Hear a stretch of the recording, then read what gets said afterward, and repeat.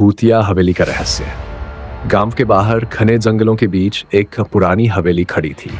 वर्षों से यह हवेली वीरान पड़ी थी और गांव में इसे लेकर कई डरावनी कहानियां प्रचलित थीं।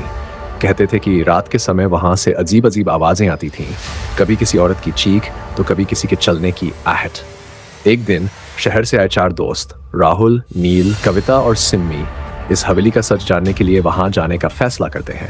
गांव वालों ने उन्हें चेतावनी दी पर वे नहीं माने। उनके लिए ये एक रोमांचक अनुभव था। शाम के 7 बजे चारों दोस्त टॉर्च और कैमरा लेकर हवेली की ओर बढ़ते हैं। जैसे ही उन्हें हवेली के दरवाजे को धक्का दिया, वह धीरे धीरे कराहते हुए खुल गया। अंदर घना अंधेरा था। केवल टॉर्च की रोशनी से धूल भरी फर्श और जाले लगे कोनों में छिपे अंधेरे को देखा जा सकता था। कविता ने धीरे से कहा, मुझे अच्छा महसूस नहीं हो रहा, हमें वापस चलना चाहिए। नील हंसते हुए बोला, अरे डरने की कोई बात नहीं, ये तो बस एक पुरानी इमारत है। चारों ने अंदर जाकर हर कोना खंगालना शुरू किया।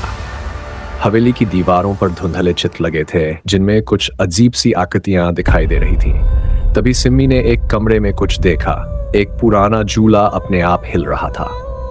नील ने हिम्मत करके झूले को रोका, पर जैसे ही उसने छोड़ा, झूला फिर से हिलने लगा।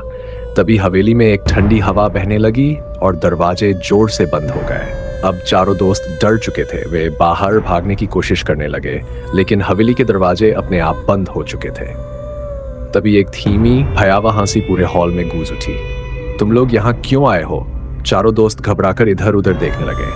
तभी छत से एक साया उतरने लगा। एक सफेद लिबास पहने डरावनी औरत, जिसकी आंखें गहरी काली थी और चेहरा विकृत था। माँ ने कराहते हुए कहा, यह हवेली मेरी है, किसी को यहाँ रहने की अनुमति नहीं। राहुल ने कांपते हुए पूछा, तुम कौन हो? आत्मा ने एक ठंडी सांस लेते हुए कहना शुरू किया, मेरा नाम रजनी था। मैं इस हवेली की मालकिन थी, पर मेरे ही पति ने मुझे मारकर यहीं दफना दिया। मेरी आत्मा अब भी इस हवेली में कैद है जब तक उसे न्याय नहीं मिलेगा।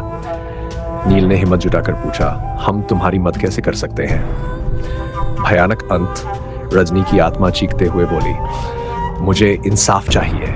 मेरे पति का वंश अब भी जीवित है। जब तक वे जिंदा है, मैं मुक्त नहीं हो सकती। इतना कहते ही हवेली में हलचल मच गई। दरवाजे जोर जोर से हिलने लगे, फर्श दरकने लगी और हवेली की दीवारों से खून बहने लगा। चारों दोस्त पूरी ताकत से भागने लगे। तभी दरवाजा खुला और वे चीखते हुए बाहर भागे। जब उन्होंने पीछे मुड़कर देखा तो हवेली वैसी की वैसी थी, मानो कुछ हुआ ही ना हो। गांव लौटकर जब उन्होंने रजनी के पति के वंश के बारे में पता किया तो मालूम हुआ कि उनका अंतिम वारिस कल ही एक हादसे में मारा गया था। ये सुनते ही हवेली से एक लंबी करुणामी चीख गूंजी। शायद रजनी की आत्मा को आखिरकार मुक्ति मिल गई थी। लेकिन हवेली आज भी वहीं खड़ी है और कभी कभी रात के सन्नाटे में वहां से किसी औरत की धीमी हंसी अब भी सुनाई देती है।